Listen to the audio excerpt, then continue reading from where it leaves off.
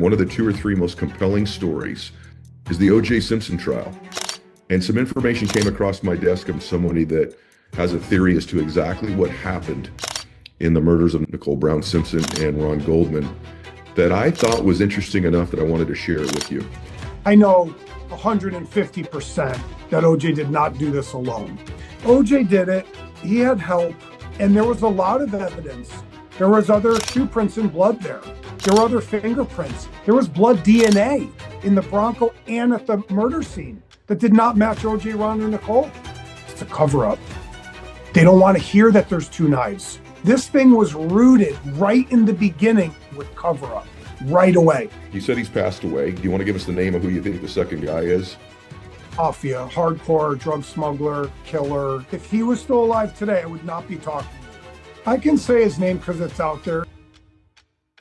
If this evidence you've described is accurate, the most public trial in the history of our country, and that many of these things, the first time most human beings are hearing this is right now. It's mind-blowing that the world doesn't know this. See, you don't know about this because the media is blocking the story, even though I've been screaming from the mountaintop for 5 years, and they refuse to tell the story.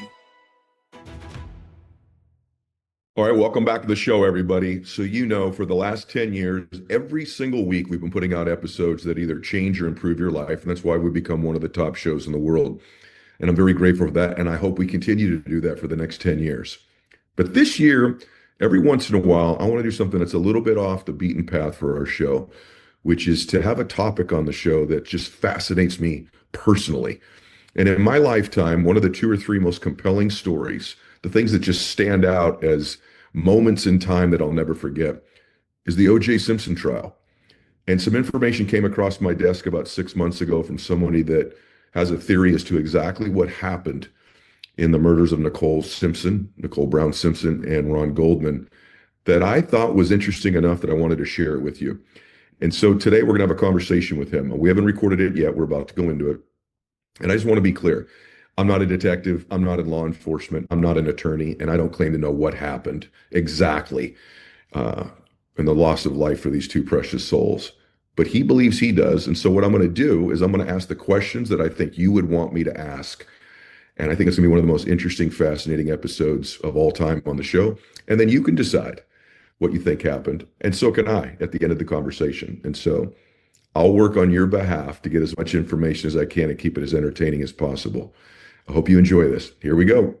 All right, guys. So I've already sort of introduced the episode today. So let me just introduce the person. I'm going to talk to Chris Todd. Chris is a veteran PI, been a private investigator a long time, but he's just one of the great truth seekers in the world today, whether that be what happened with Kurt Cobain or Biggie Smalls, or what we're going to talk about today mainly, which is O.J. Simpson and the O.J. Simpson trial. And I got to tell you, Chris, first, welcome to the show, brother. Good to have you here. Thank you, man. I'm honored to be here with you, Ed. Thank you. I should tell you first in the audience why I have such an interest in this. Obviously, it's one of the most compelling stories of my lifetime. But I have to tell you, I haven't told you this until I wanted to record. This trial and what happened to particularly Nicole matters to me because I was fresh out of college and my business partner in my first business was dating Nicole's sister at the time the murder happened. And so I spent time around the family during the trial. And wow. So a little insight into what the family was thinking initially as well. And so this is not just something that I watched on TV. It's something that I was at least in a peripheral way around the trial and a little bit around the family. And so I'm really interested in to hear what you've discovered or what your theories are. Before you tell us what they are, on a scale of 1 to 100, how sure are you that what you're about to share with us is accurate? Is it a 90? Is it a 52? How sure are you?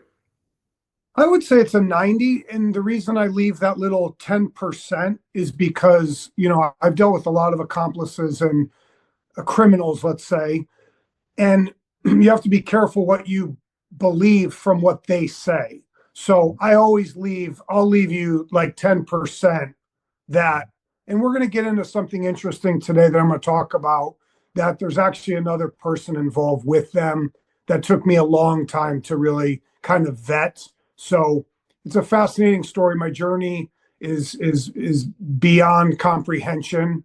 And, all glory to God in a way of how I was brought into this. And we can get into that stuff, as we go. I might know who your friend is that probably did. I won't say his name, but I think I might know who that is. Off camera, I'll share that with you, but Yeah. not relative to the story, but I want to protect those folks as well. Yeah. But start out by asking you, most of us that watch that trial, I'd say the majority of people that watch the trial eventually reach the conclusion that they believe that OJ killed Ron Goldman and Nicole Brown Simpson. Most of them, how that I talk to though, wonder whether he could have done this alone. And of course, there's a percentage of people that still believe that maybe he didn't do it or they don't know. Mhm. First of all, lay out for us what you believe. You have a book you wrote called Ron's Revenge. What you believe took place, just a general overview of what happened to these two precious souls, who did it, they do it with someone else, they do it alone, etc. Absolutely. And my original book was called If We Did It. This was the beginning of this saga after I kind of met one of the key players, let's say. I came forward against that person. Today, I won't say their full name.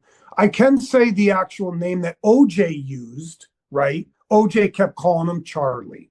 So that's in OJ's book, chapter 6 of If I Did It. And OJ supposedly had confessed cryptically to Judith Regan, to Fox. That interview was shelved for 12 years. It was barred from the public. Okay. The overview is because there's so much. I mean, this is 7 years of, I saw things that I cannot even explain. So basically, OJ didn't do it alone. Okay. And I know for a fact there's one person with them. There's possibly two people with them. Okay. That's where I leave that 10%. Okay. I know 150% that OJ did not do this alone. And a lot of people, like you said, a lot of people knew that too.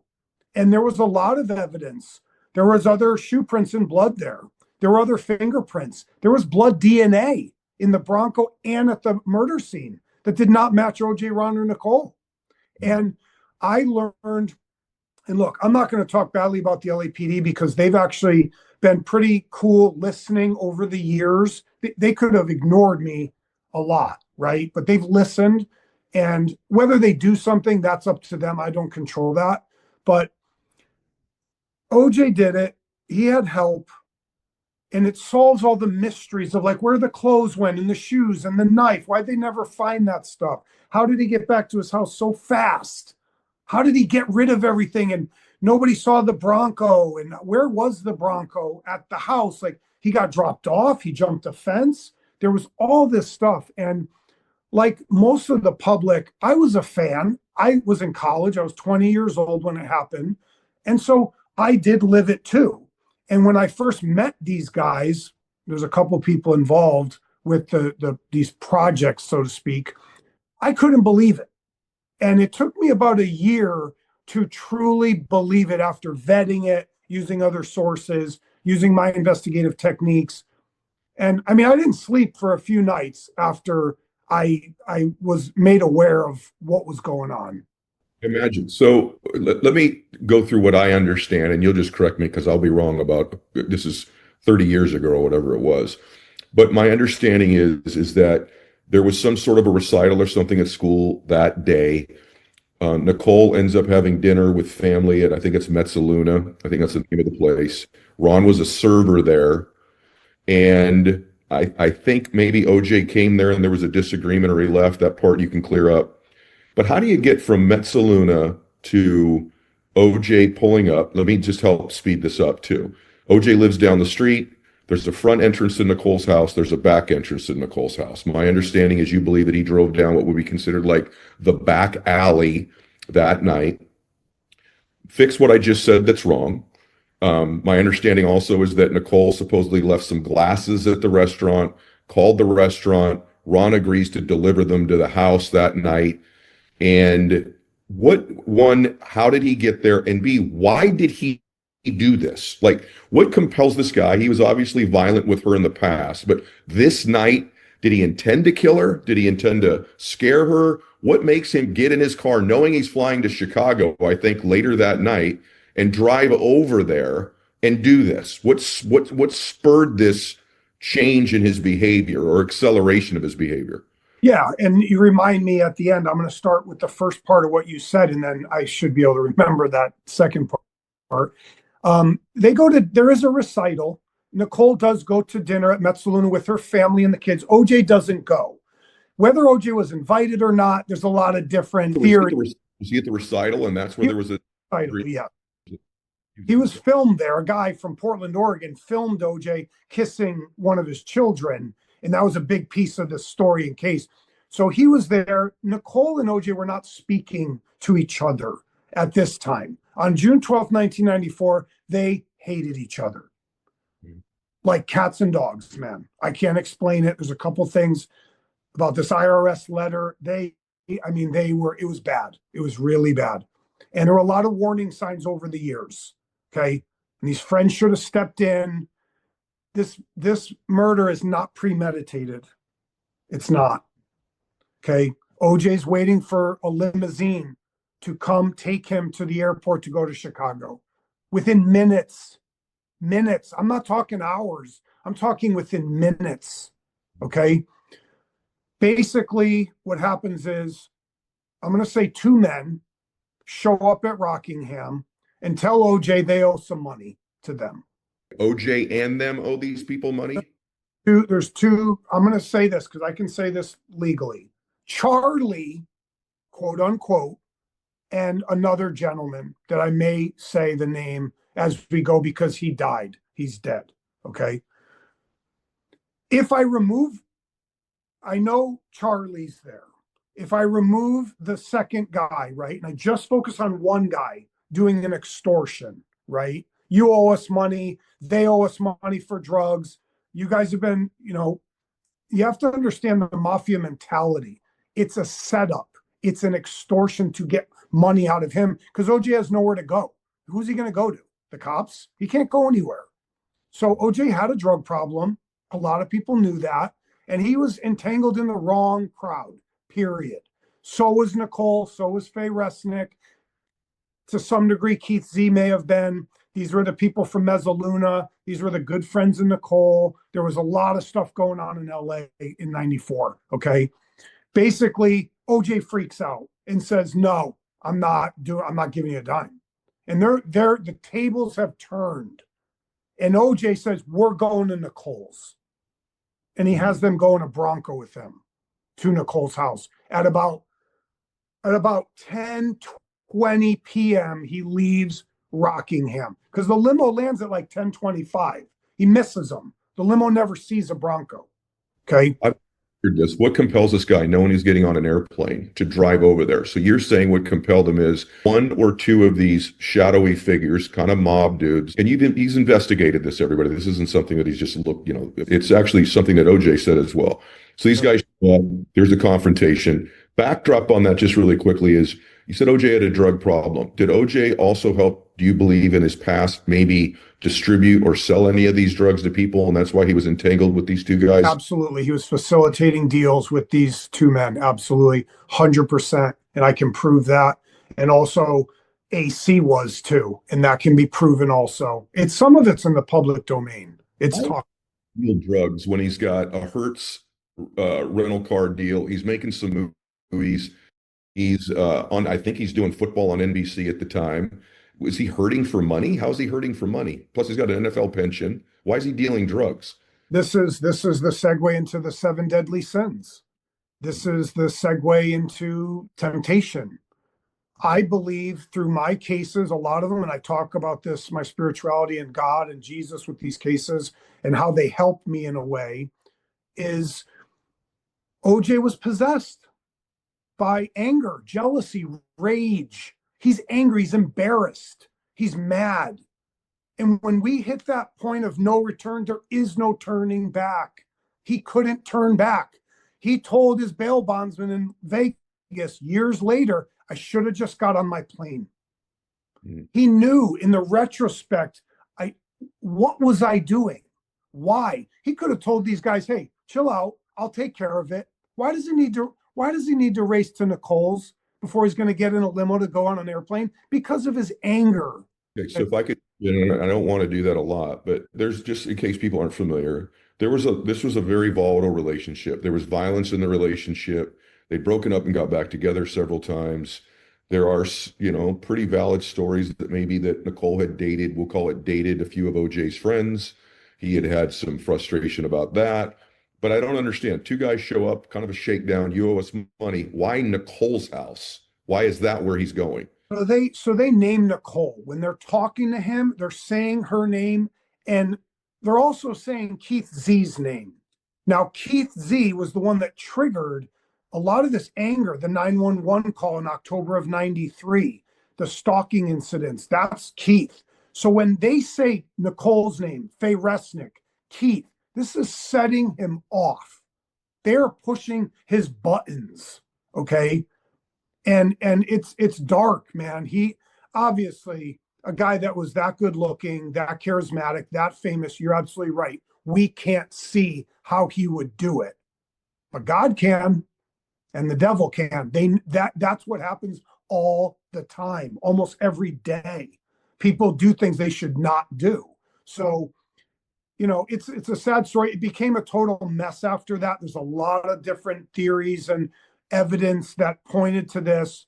And I do want to touch about the cover up and the censorship of this story, but we can keep going. If you run a business, you know it's not just what you do, but it's the time you spend doing it, and nothing wastes time faster than messy accounts payable issues.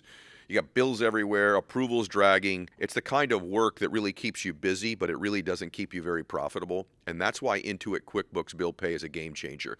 QuickBooks Bill Pay automates your accounts payable in QuickBooks, so you're not stuck doing admin all day long, so you can grow your business.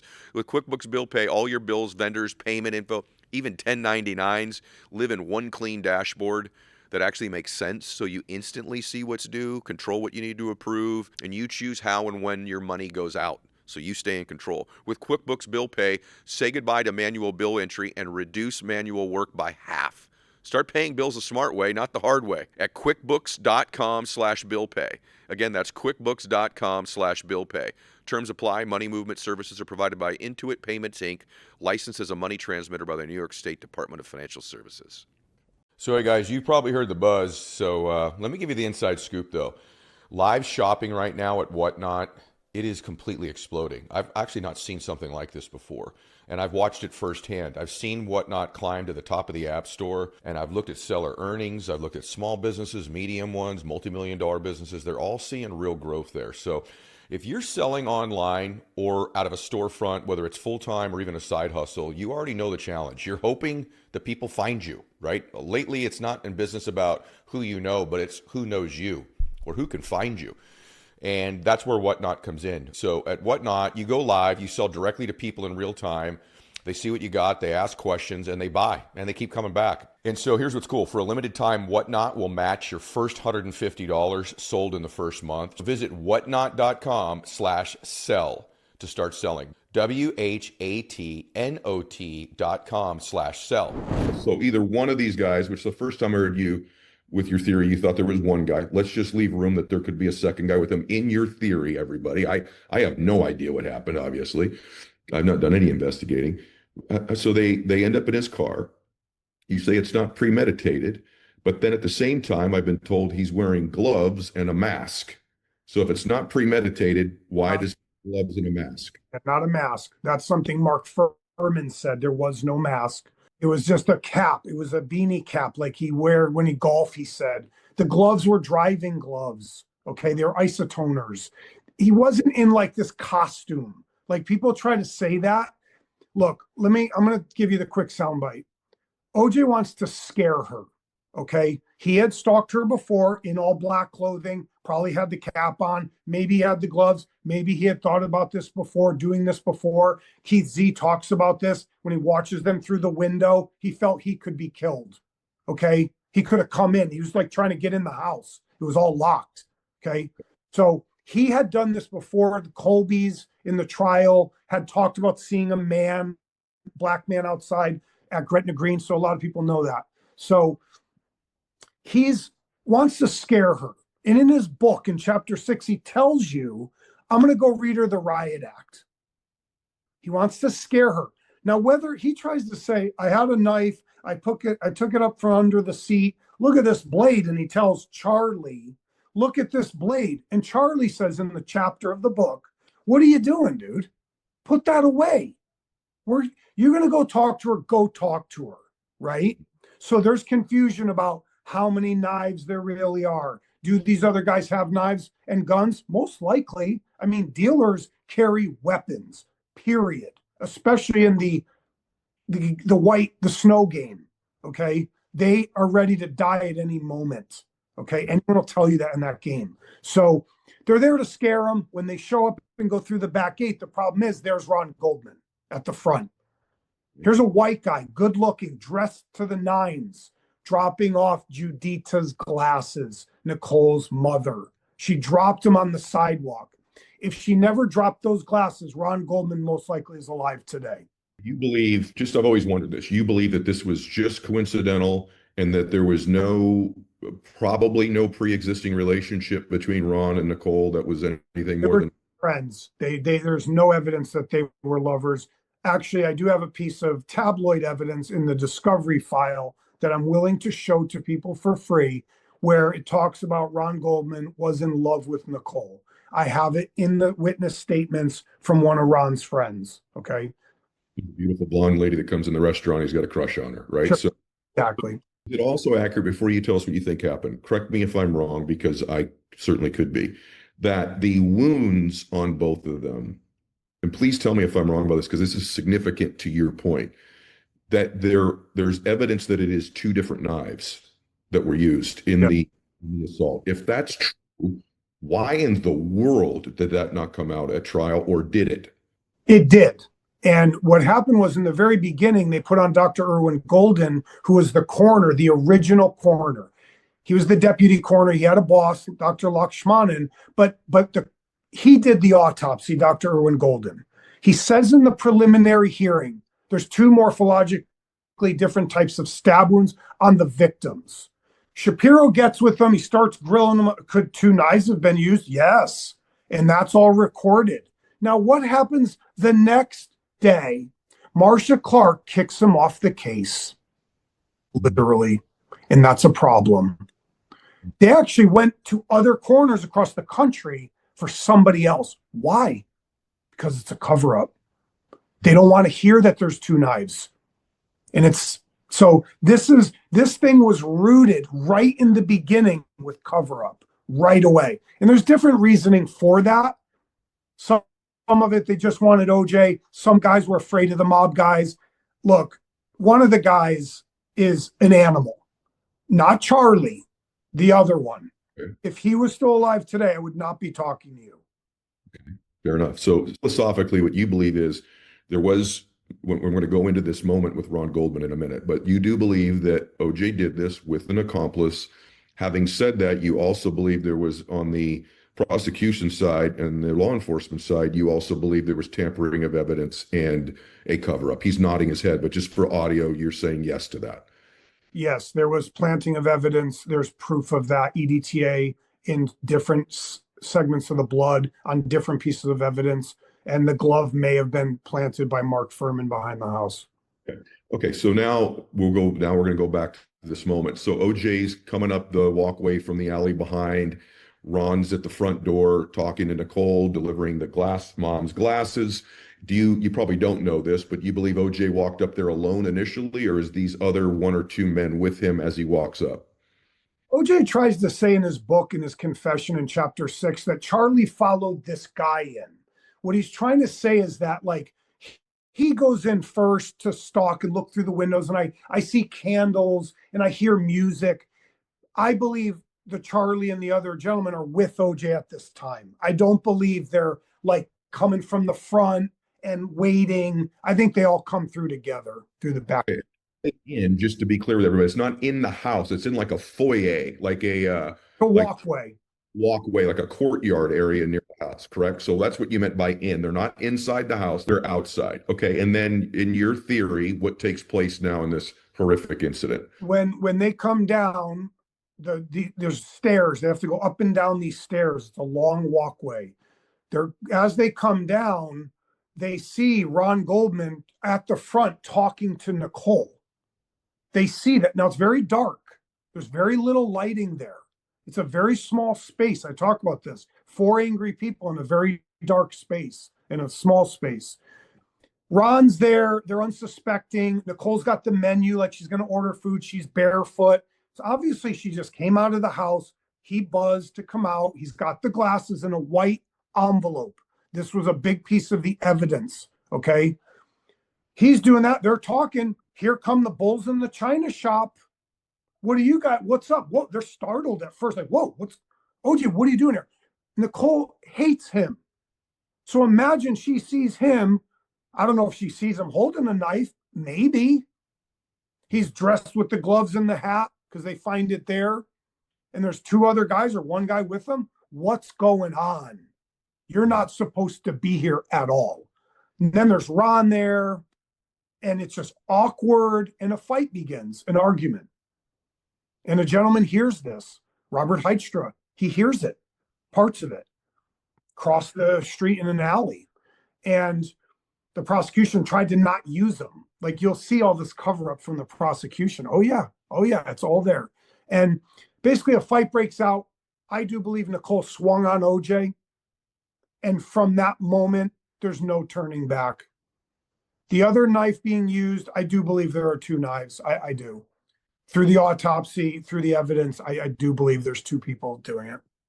And you believe, maybe just so everyone should just know this, the level of blood that was there, and maybe talk for a second, just so everyone knows how, my understanding is this Ron Goldman young man fought pretty valiantly if there's 2 or 3 dudes there. Absolutely. He did. My understanding also is Nicole was nearly decapitated. The wounds were so severe on her. Maybe that's not true. You clarify that. Yeah, well, they exaggerate the decapitation thing a little bit. Her spine was nicked. Okay. It didn't go through the spine. Okay. A lot of people try to say this.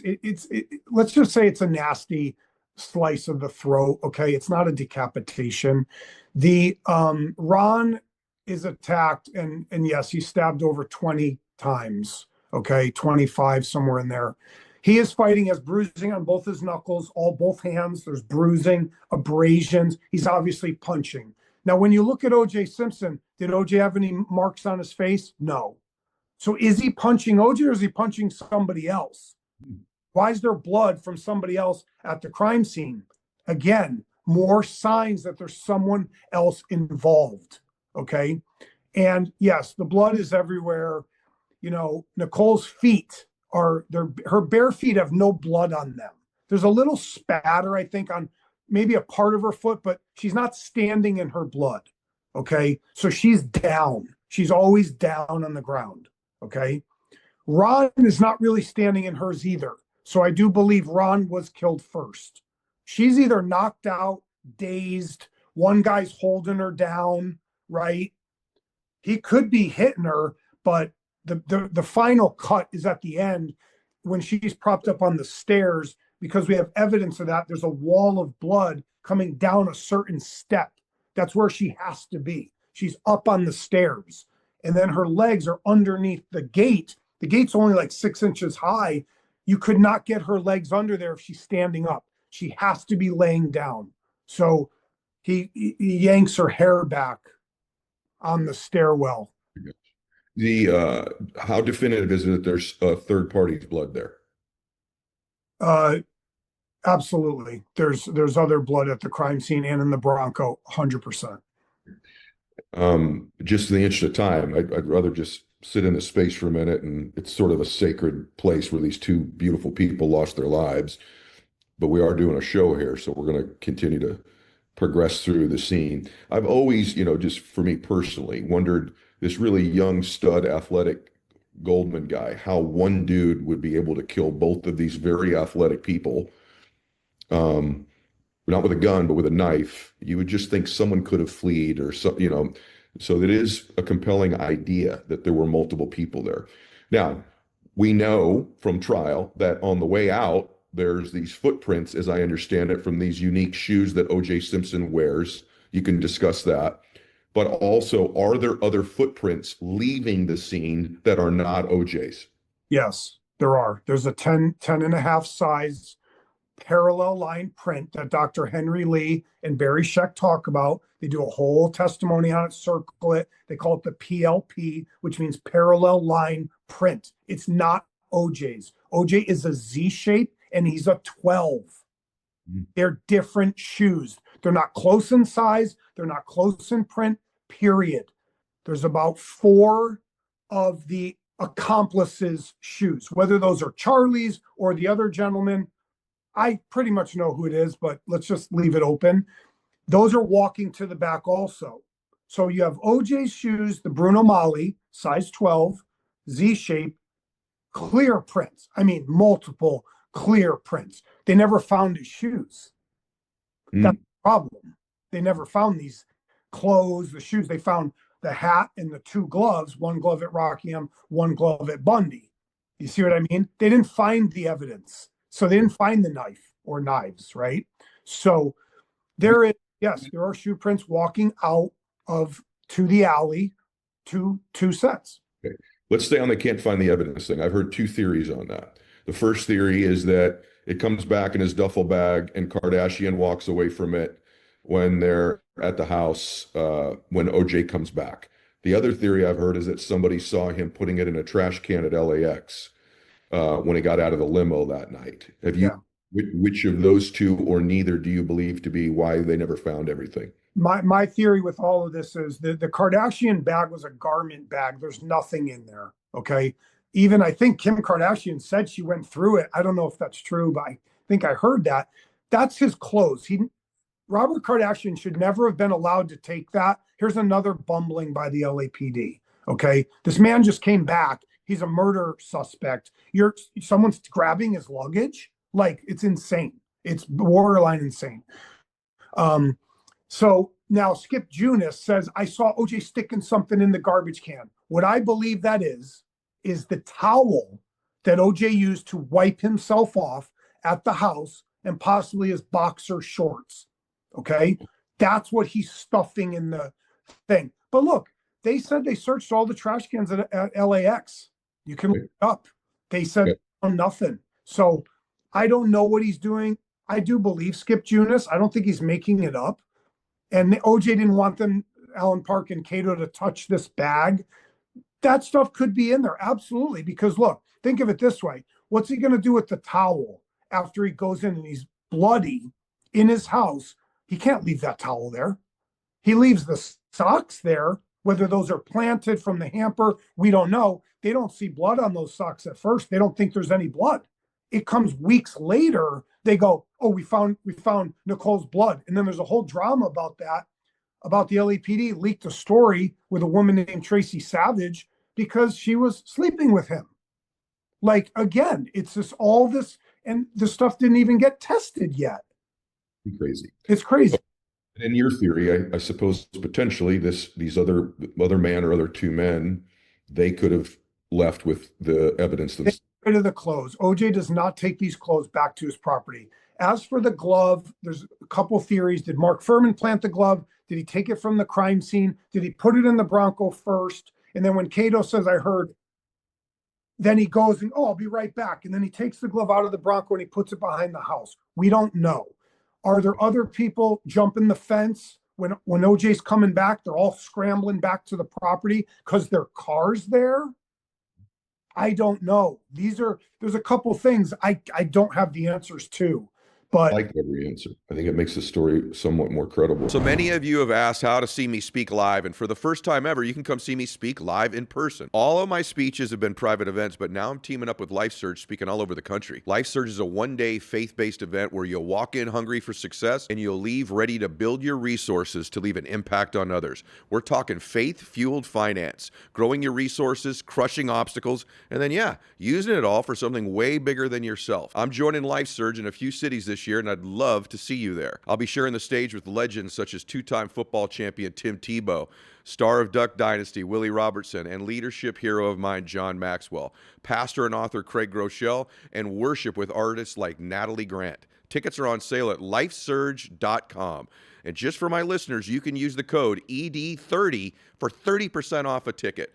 There will be a link in the show notes, so click through and take some time to join us. Cities are being added all the time, so if you don't see one near you now, check back. I hope to see you there. Let me parse a couple things here. So now OJ gets back. By the way, why don't you, at this point, you said he's passed away. Do you want to give us the name of who you think the second guy is? I can say his name because it's out there. Joey Ippolito. Oh, yeah, and he's a rough dude. Is what you're saying. Mafia, hardcore drug smuggler, killer, absolutely. So Joey Ippolito and this other guy and OJ, or just the two of them, get back in OJ's Bronco, and they've got to get back to OJ's house. While this murder is happening, the limo driver has already arrived at OJ's house, just so everybody gets timing. Also, because I'm from that area, you should just let everybody know how close it is back to OJ's house. Mm-hmm. And then take us through that. How quick's the drive? And then what do you believe takes place next? OJ does drive the vehicle. The one guy or two guys are passengers, will say that. He almost hits Jill Shively, crashes through San Vicente, lights off. This is a very famous story. She sees him, gets the license plate. This is about 10:50 p.m. It's the proper time. It all lines up. They race back, lights off, which is insane. I just did this drive yesterday. He drives about 2-3 minutes to Rockingham, and he's up there and he parks on a side street. He cannot pull up to the house. He cannot. OJ's dropped off. Whichever way he comes in, does he come through the front gate? Does he jump the fence? Does he go through the 2 tennis courts? In his book, he says he comes through the tennis courts around the back of the house. That's what he says. We don't know, okay? The blood droplets kind of lead from the gate to the house. He could have come through the front gate, dropped him off there. The Bronco is not parked at all, okay? It is being held on another street with the evidence in it. OJ comes back quickly, comes in the house. Alan Park says, I saw a 6-foot black man dressed in all black clothing. I think it's his skin. I don't think he's dressed. He's stripped down. He's not seeing him in any clothes, okay? Maybe black boxers and black. Limo driver, everybody. The limo driver, Alan Park. Very key witness, as was Kato Kalin, because they're together when OJ re-enters the house. Literally, he sees Kato at the same time he sees OJ in the driveway. He won't say OJ, though. He keeps saying a 6-foot black man. So that's something he has to address for the rest of his life. Okay. And OJ rushes in. Then he's still buzzing at the gate, and he finally answers and says, oh, I overslept. I'll be right down. Showering. I don't even know if he showers.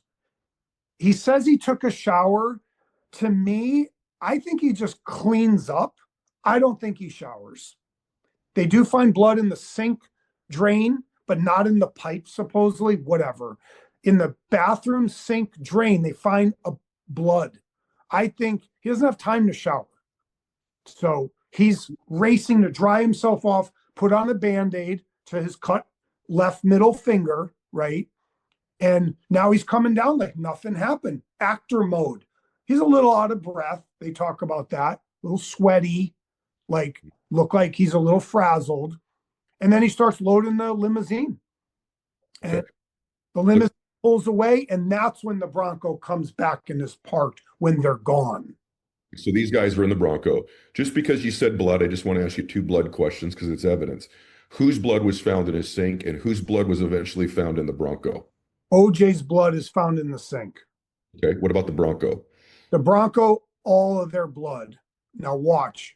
Ron, Nicole, OJ, and the other accomplice. There's 4 different blood samples. The steering wheel, steering column is, OJ tells you this in his Ross Becker interview. He says there was blood on the steering wheel that didn't come back to me, Ron, or Nicole. I offer, whose blood was that? Because he's trying to tell you. He knows through all the evidence, and this was after he was acquitted, so he could speak. You know what I mean? He could tell you now. That was the first interview. It's a fascinating interview. People should watch the Ross Becker interview, and there's a BET one he does, one in England. He does a few over the years, and he tells you. And then he tells you, and if I did it, he had help. You just didn't want to believe him. And the media was somewhat forced to block the story. Why is the media forced to block the story? In 2006, because the Goldmans, when OJ does the book and the interview, the Goldmans get so mad.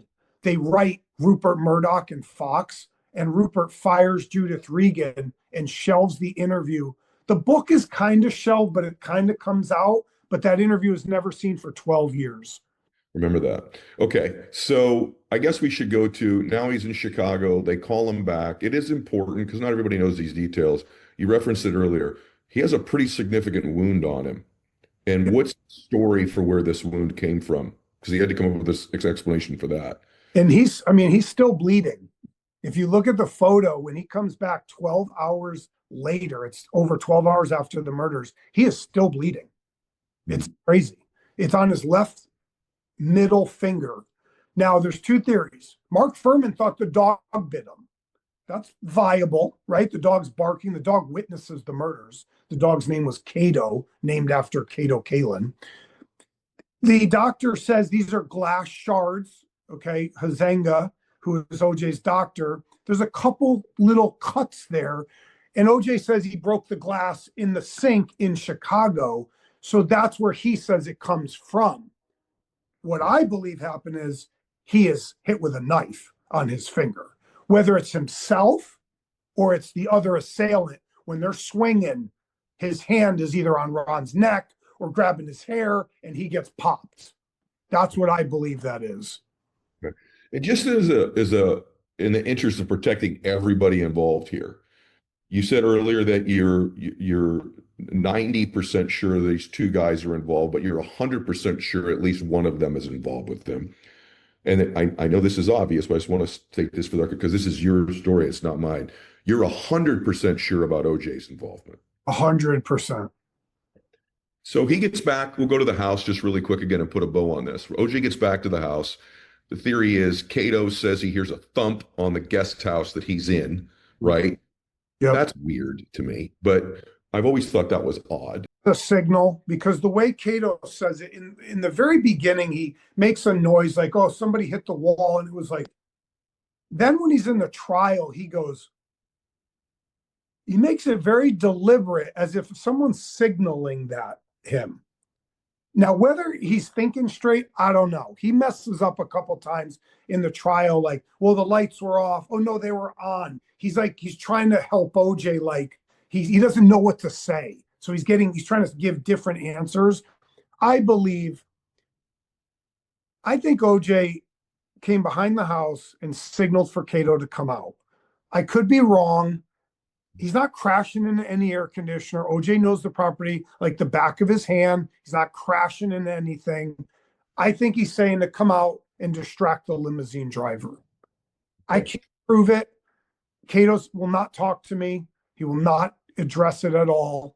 So I'm sticking with that for now. That's a signal.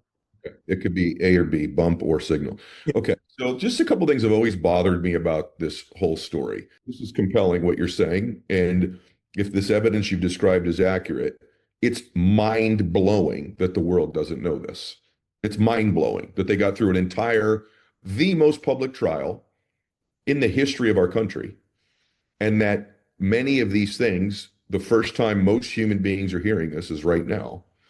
That's mind-blowing to me, number one. Number two, there was little parts of everything that just always thought, be candid, I thought OJ did it, right? But I was around that, so I saw it. But this idea of the glove not fitting, if it doesn't fit, you must acquit. That part to me never bugged me. What bugged me was, how the heck does one glove end up at OJ's house? That just seems weird to me. It's bizarre. Like, can you address I have two thoughts on it. One, how's he bring one club over there, right? There's a part of me is like, there's no way that's true. But then there's another part of me that thinks in the heat of the moment, Fuhrman's not going to take a glove and plant it because he's not 100% sure OJ did it. So why would you then go hide or move evidence that early, not even knowing you got the right guy, not knowing what happened? You could lose your entire career by putting that glove there, maybe unnecessarily. So both of those sort of just, I can't get my mind around it. There's two theories. I'm going to give you both, and I'm going to leave a little cliffhanger for these other guys to do their theory because there's some other people working on this right now that are bringing up some good points about how that glove got back there. The first theory is the Steven Singular theory, which was legacy of deception. He was instrumental. He was a reporter from Colorado, had a source, said you need to look at the glove, the blood, the bag, and the stick. And he wrote a book called Legacy of Deception. He told the prosecution softly they wanted nothing to do with him. He went to the defense. He says Mark Fuhrman takes the glove from the crime scene and puts it in the Bronco. Okay. He knows OJ's involved. He knows he is. He knows it's Nicole. He knows where he is. He lies and says, "Oh, I didn't know it was Nicole till like 6 a.m." That he knew exactly who it was. They saw the pictures of OJ in the house. They knew who it was. Mark Fuhrman has a history of planting evidence. Okay, period. Provable, end of story. Did crazy things. He made the Mark Fuhrman tapes. He talked about this. Then he tried to backpedal and said, "Oh, it was all for a movie." Okay, sure. This is the theme of everybody. They're all got like two, they're always flip-flopping. Okay. So he says he puts it in the Bronco at first, leaves it in there.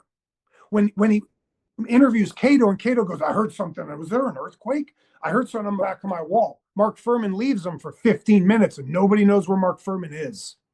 Even Van Adder and Lang, and I think Ron Phillips is there. They don't know where Fuhrman is. They're still with Arnell and Cato.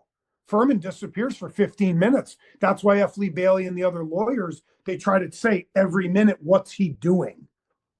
See, Steven Singular's theory is he goes to the Bronco, he has a stick that he pulled from a fence, he picks up the glove, whether he has it in an evidence bag or he just walks it in the back and drops it there, and he puts it there. Now, that's the first theory, okay? The second theory is a new set of people are working on that they believe, I don't want to say too much, they believe that glove falls out of something, not by OJ doing that someone else dropped it. That's up to them. I need to leave that open. I can't talk too much about it. I just don't know. The glove being there is one of the more bizarre parts of the entire trial to me. Nuts. I mean, it makes me crazy. Yeah, me too. And yet at the same time, I'm thinking Fuhrman's taken a pretty huge risk doing that night, not knowing all of the elements. You have to listen to the Fuhrman tapes. He planted evidence on other men before. Marcia Clark knew he was a cop. They knew, they warned her. Don't use them. Remember what Steven Singular is saying, and I knew Steven, he passed away. What he's trying to say is Mark wants to be in the center of the case. So what better way for him to find the glove? Okay.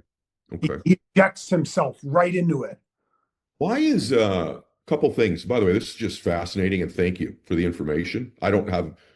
And the sad thing is, the funny thing is, see, you don't know about this because the media is blocking the story. That's why you don't know. Even though I've been screaming from the mountaintop for 5 years, and there's stuff at all the major outlets, and they refuse to tell the story. Why though? So everything I always look at is like, okay, why would Fuhrman put the glove over there? Like realistically, why did they not pay attention to the blood evidence at the scene? Why would the media now, 30 years later, why would they block this? Or they just not believe it? Do they just could it be as simple as they don't believe it? We could give them partially that out, right? We could say, hey, they don't believe Chris Todd. They don't believe this Charlie guy. Problem is, did you talk to Charlie? Did you do any investigation? Because if you did, you'd see it. See, I'm not calling them lazy. What I'm saying, and I used other people to do it, not just me, because I had to prove they're not just mad at me. They blocked everybody else too, all of them. They blocked them all. I believe what they're doing is it's a paradigm. They don't want to change it, right? It's kind of like JFK. You got the museum. They don't want to change Lee Harvey Oswald. So if you say, "Oh, I know who the shooter was on the grass," they don't want to hear it. They don't want to hear it. So, and this goes to the truth. And I talk about Copernicus and the stories of, when people speak a truth, I'm not going to say Jesus, that's way out of my league, but when they speak a truth that nobody wants, an inconvenient truth, they shun it. They get rid of it. So it's not that weird. You know what I mean? Well, inconvenient truth is you're leading me where I want to go. I don't want to go into the trial because, I've done enough reading on the trial about, even after jury selection, I don't think OJ was going to be convicted. Oh, I don't think, I think the legal team was tremendous. Chris Darden seems like a nice guy. Marcia, you have your theories about them. I don't even want to cover that. It looked like the deck was stacked, and obviously, I think even in retrospect, Marcia or Darden would probably tell you they'd do some things differently for sure. I've actually seen Chris Darden say that. I want to go after the trial. So there's obviously, most people don't know this, but there's a civil trial afterwards because most people think OJ was innocent. He got off, or wasn't innocent, but he was found not guilty. Right. He was acquitted, right? Well, yeah, but then there was a civil trial. Why don't you just refresh everybody's memory what happened there? Because this is valid. And then on top of that, Chris, why would he then do these interviews and write a book if I did it? What was his motivation for doing it? Was it just money? Why did he do it? So talk about the civil and also OJ would even afterwards do all this, which is just bizarre. the civil trial, he is found guilty. The preponderance of evidence, 51%, whatever you want to say. He does long depositions. He speaks, he sings for days. They got him in there for like 7, 8 days in the deposition. He's wearing his different sweaters. You can see by the different days by his clothing. He's there forever. He's talking. You can't pinch him. One of his lawyers told him not to talk. And he said, no, I'm gonna. And I know the lawyer personally, he's a good guy. He told him, don't say a word. Let's just go to it. But OJ tried to talk himself out of it and he lost. So that was a $33 million judgment for the Browns and the Goldmans together, that he was found responsible for their murders. He never paid a dime. What he did was they liquidated some of his stuff, and I'm going to call out one of his friends right now. They got about 300 grand from things in his house. You know what OJ's friends decided to do? They decided to take the real jerseys and switch them with fake jerseys and rub dirt on them and pretend they were the jerseys, and grab footballs and scuff them up in the driveway and then pretend those were the real ones. And then that guy stole all the stuff. I heard that. Yeah. Yeah, they're disturbing. Everybody around OJ is a scumbag. Anyone that ever interacted with him after the murders was a scumbag. Period. End of story. I can prove it 20 different ways from Sunday. So it's disturbing. Like, he never pays. He goes, I won't work. Okay, now let's move on. He does interviews right away. Ross Becker, bang. They probably paid him $1 million. I don't know how much they paid him. He did BET. He flew out to England. He did Judy Finnegan. He did that one. He does others, Ruby Wax. He does Chris Myers with ESPN. He wants to talk to you. He wants to talk. Nicole used to always joke about it. There he goes again, large head talking again. He was a talker. And look, I will never be on a level of OJ's popularity. I brought up myself from nothing. I've had some notoriety. It's addictive. It is. When I'm not, sometimes I'm like, oh man, I got to get back to those levels I was a few years ago. You want to go back. And I knew OJ would come forward eventually. And he did 12 years later. In 2006, he decided to tell his story. And he did. He just didn't say Charlie's last name. He told you there's an accomplice. You didn't listen. You didn't want to believe him. And then nobody investigated this. It was easily investigated. Easily. So If I Did It, the book that OJ wrote, I believe is what it's called, and it was pulled. You believe that is an actual confessional, not some parody or novel. That is a cryptic confession, and all he does is say, this is purely hypothetical. And when he does that, if you really look at his face, you could tell he's lying. It's not hypothetical. Now, whether the Charlie guy represents both of the guys, or the Charlie guy represents, it's a fake name for the other gentleman, like they're blaming each other and they don't want to say his real name. Charlie's a term like Charlie Don't Surf, Charlie Company. It's a term. Okay. So it's not like that has to be a person, right? People thought it was OJ's alter ego. That's what they really thought it was. That's what Darden says. I think Charlie's OJ. And look, he's not wrong. It's not a bad thought. But my question and challenges to all of you is, why didn't you look at it? If he said it in '06 and he wrote it in a book, why didn't you investigate every single Charlie he knew? Why didn't you look at every piece of evidence again? Why not? That's why OJ says, too, this was the greatest murder case in history. Why didn't they really look at it? I find it curious. There'll never be another OJ again. He was a genius. And I hate to say it like that.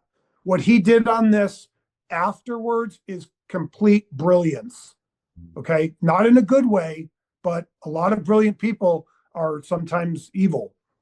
And again, everybody, just for my audience, this is Chris's evidence. I haven't been able to validate whether there was multiple blood at the scene and the footprints and all of that, but I've seen enough of this, and just in all candor, if my audience is wondering why I did it, I protect them too, but there's a significant person in OJ's legal team that I had some very late night extended wine with. Oh, okay. Cool. Many of the things that Chris is saying, I had heard elsewhere. That's just what I'll leave at. And so that doesn't mean it's accurate. I'm not pulling the two things together.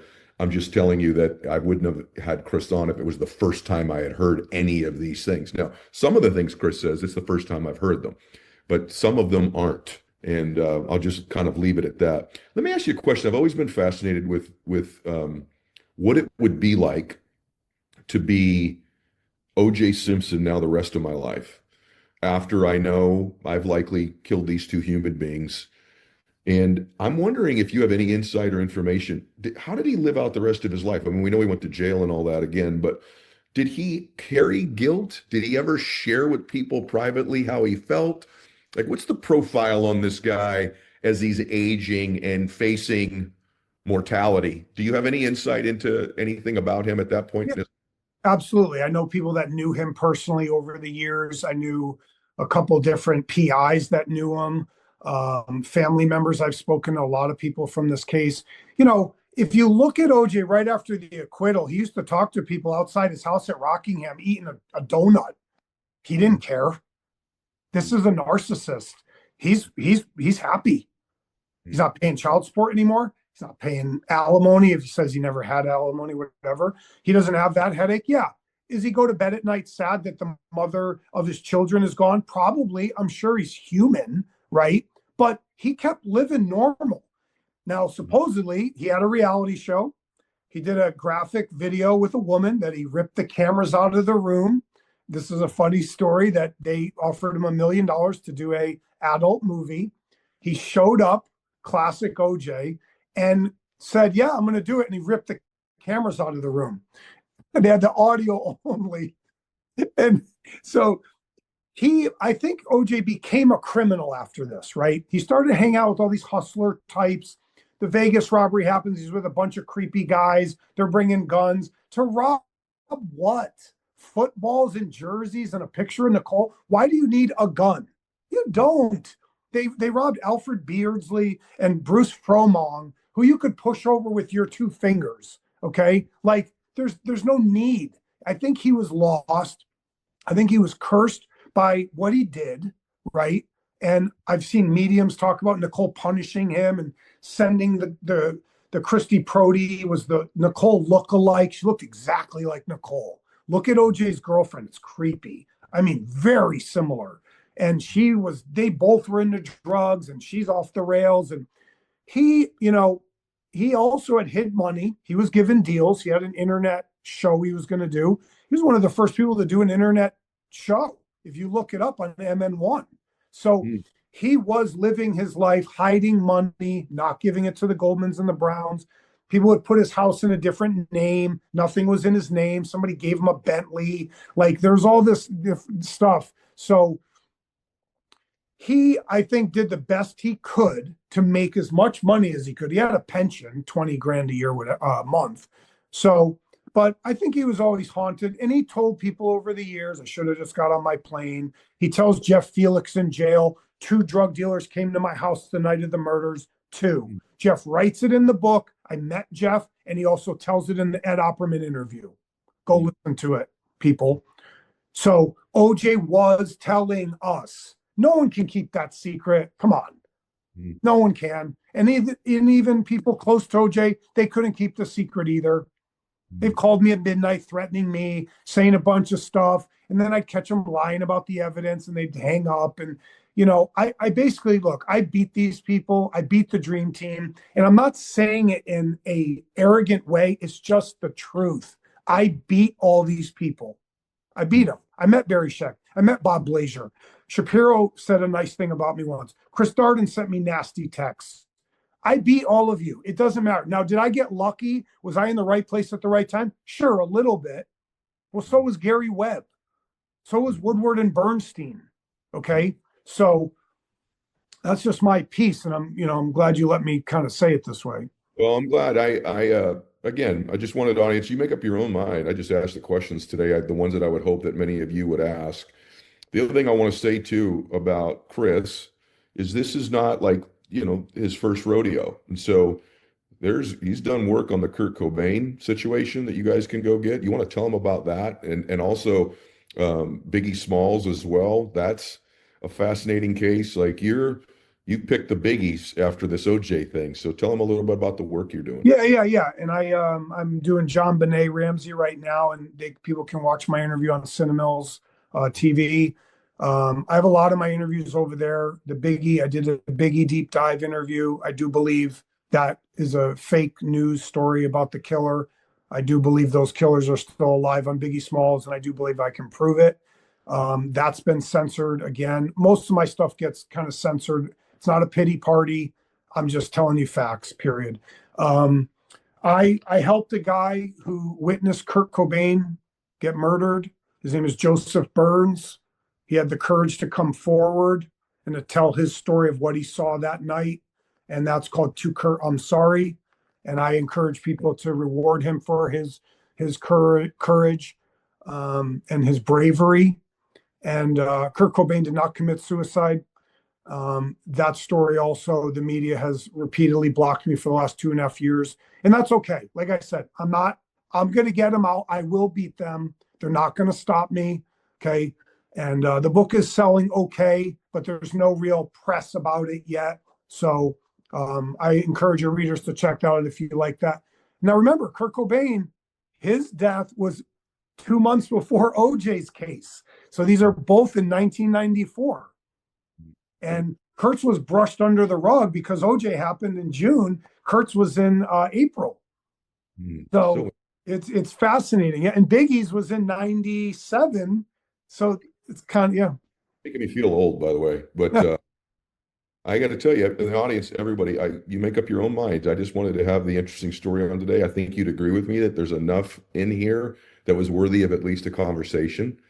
And it certainly is, it fills in some gaps if you believe what Chris is saying. And if you don't, I asked you the questions and you've come to your conclusion. But either way, Chris, I know you've taken a lot of arrows over the work you do, and very grateful that you take the time to share your work with us, your beliefs. And I'd at least want to leave it open where you can send people where to find you, because this is everything about Chris is sort of like hidden because he's a PI, but where can they go and find anything you want them to find about you or your work? Yeah, sure. Yeah. And I really appreciate it. God bless you and everything you do. And most of my books are on a website called silvercoastpros.com, PROS, like professionals, silvercoastpros.com.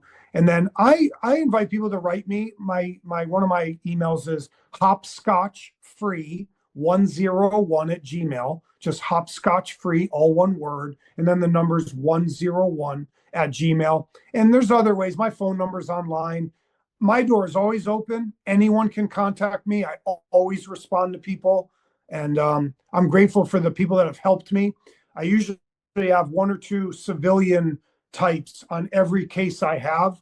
And I want to give a shout out to those people a little bit for helping me over the years. So yeah, God bless your show. And I give a lot of glory to what I've done and the gifts I've been given to God and Jesus. And I want to thank you for that opportunity. God bless you, brother. Hey, everybody. Told you it'd be an interesting hour. not like the normal hour. This is a different path today.